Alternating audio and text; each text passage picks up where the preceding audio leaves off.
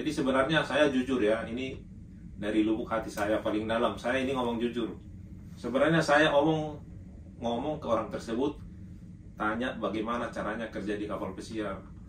Tapi saya menunggu, terus dengan menunggu jawaban itu tidak pernah dibalas. Padahal dia itu adalah satu saya lah, satu lettingan, satu angkatan.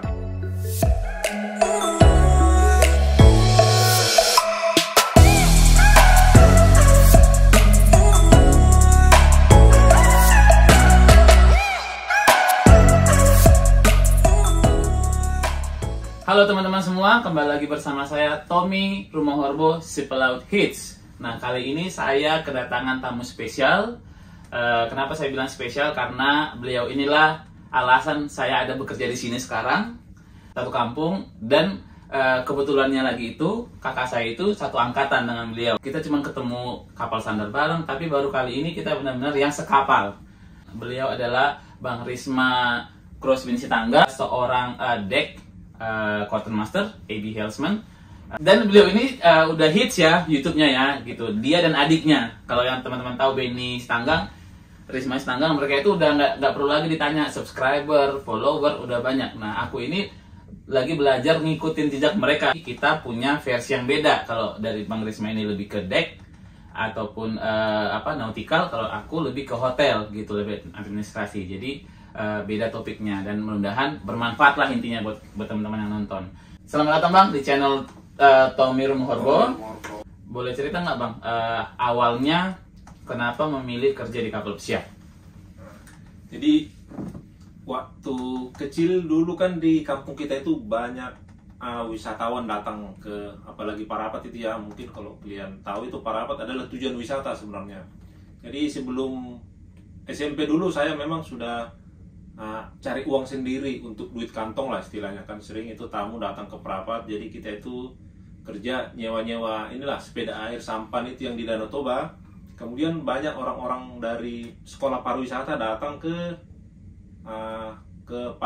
Parapat ataupun ke Danau Toba. Mereka memberitahu apa itu begini kerjanya, nanti tujuannya itu kemana, wah nanti dijelasin juga, ada yang kerja di kapal pesiar, di perhotelan, ini segala macam. Jadi dari situ saya termotivasi dengan omongan mereka itu, wah kayaknya nanti bisa jalan-jalan ke luar negeri kalau kerja di Akademi Pariwisata, bisa kerja di hotel atau di luar negeri. Pikiran saya begitu. Sebelum lulus SMP, saya ngomong ke orang tua mau ngambil sekolah pariwisata. Kemudian orang tua menolak. Orang tua bilang jangan, nggak boleh. Kalau kamu sekolah pariwisata, kamu bayar sendiri uang sekolah. Tetapi kalau orang tua saya justru menyuruh saya sekolah di teknik, di sekolah STM ya, sekolah teknik menengah. Kemudian akhirnya saya mengambil STM itu di Siantar ya, STM KKPS. Saya adalah lulusan STM KKPS. Jadi dari situ saya lulus 3 tahun. Lulus dari sana, saya itu penganggur 6 bulan. Setelah itu saya merantau ke Jakarta. Saya kerja di pabrik Jepang 6 tahun, sudah karyawan. Habis itu saya melamar ke perusahaan Astra Honda Motor, bekerja 2 tahun, kemudian dirumahkan. Setelah dirumahkan itu, saya itu cari kerjaan lain. Nah, kemudian saya kerja lagi di kontraktor, kemudian di bank jual kartu kredit. Saya itu melihat satu angkatan saya itu kerja di kapal pesiar. Saya lihat foto-foto mereka, wah ini kok enak banget, bisa kerja di sana, ya kan, ke luar negeri, jalan-jalan. Jadi sebenarnya saya jujur ya, ini dari lubuk hati saya paling dalam, saya ini ngomong jujur. Sebenarnya saya ngomong ke orang tersebut, tanya bagaimana caranya kerja di kapal pesiar. Tapi saya menunggu, terus dengan menunggu jawaban itu tidak pernah dibalas. Padahal dia itu adalah teman saya, satu teman bermain, teman anak-anak ya, satu saya lah, satu lettingan, satu angkatan. Jadi dari situ saya mempunyai itikat dari diri saya sendiri. Saya bilang, kamu akan melihat saya nanti suatu saat bekerja, dan kamu akan kaget kalau bisa melihat saya di situ. Itu ini saya, tekad saya. Kemudian itu saya kerja di kontraktor. Jadi sore itu saya kuliah ambil 2 jam itu kelas eksekutif kuliah di Jakarta International Hotel yang ada di Komdak. Jadi saya ambil jurusan housekeeping, itu cuma setahun, saya ambil setahun. Jadi karena kelas eksekutif kita kan nggak ada pengalaman kerja, hanya cuman itunya aja ijazah. Jadi dari situ saya baca koran, saya lihat ada di situ kecil itunya pengalaman, dibutuhkan ABK kapal ikan tanpa pengalaman. Nah dari situ saya telepon perusahaan itu, langsung saya dibilang besok kamu langsung ke kantor. Saya ke kantornya, kemudian saya langsung disuruh kamu bawa pakaian di sini 2 minggu kamu di sini di training. Jadi saya di training di situ untuk bekerja di kapal ikan. Jadi saya tidak tahu itu bekerja di laut itu bagaimana, kapal ikan itu bagaimana, saya tidak tahu. Yang penting itikat saya tadi itu, saya bilang ke hati saya bahwa dia akan melihat saya nanti kerja suatu saat di kapal pesiar. Jadi saya ikuti prosesnya itu, saya seminggu belajar. Akhirnya seminggu lagi kita berangkat 3 orang. 2 orang Selawi, saya orang Batak. Terus kita tanda tangan kontrak, itu langsung kontrak 2 tahun ya. Biar kalian tahu 2 tahun di kapal ikan itu.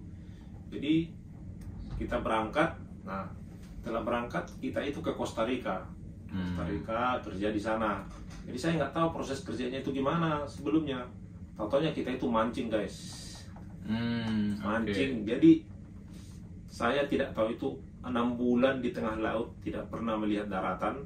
Jadi kerja kita mancing terus, apalagi lagi season ikan. Jadi kapal dari darat itu datang untuk collecting ikan yang ada di kapal kita itu. Ya, kemudian ada orang Cina yang lain, mereka tidak bisa bahasa Inggris. Jadi tiap hari kadang kita itu berantem karena mereka itu tidak tahu bahasa Inggris. Jadi kita harus mengerti bahasa mereka ataupun dengan menggunakan bahasa tubuh lah. Jadi selama 1 tahun 8 bulan itu saya tidak pernah ada berita ke kampung. Jadi orang tua saya juga menganggap saya itu sudah hilang. Ya karena nggak ada kontak lagi ke keluarga. Jadi akhirnya kapalnya pindah ke Tanjung Benoa ke Bali. Dari Bali saya itu dan juga teman-teman yang lain, kita itu disuruh pulang. Sudah habis kontrak ya. Kemudian saya pulang, baru saya semua hasil dari kapal ikan tadi saya ambil sertifikat di Pertamina Training Center yang di Rawamangun. Jadi itu semua saya ini gunakan, saya ambil yang BST, ECRB, semua yang perlu dengan masalah nautikal ya.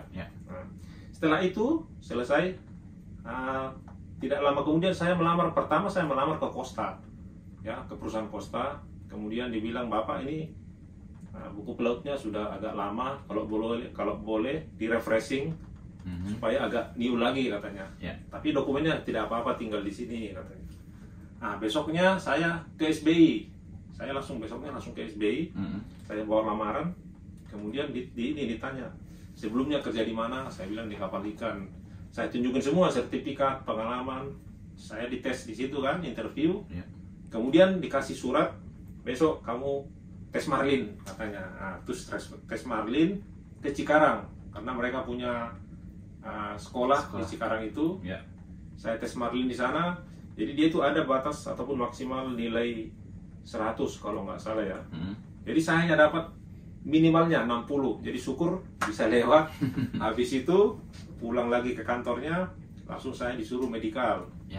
Nah medical lolos. Setelah medical lolos, proses medical lolos, kemudian saya disuruh sekolah untuk 1,5 bulan kalau nggak salah dulu saya itu tahun 2010. Saya sekolah 1,5 bulan sebagai sailor di training centernya tersebut di Cikarang.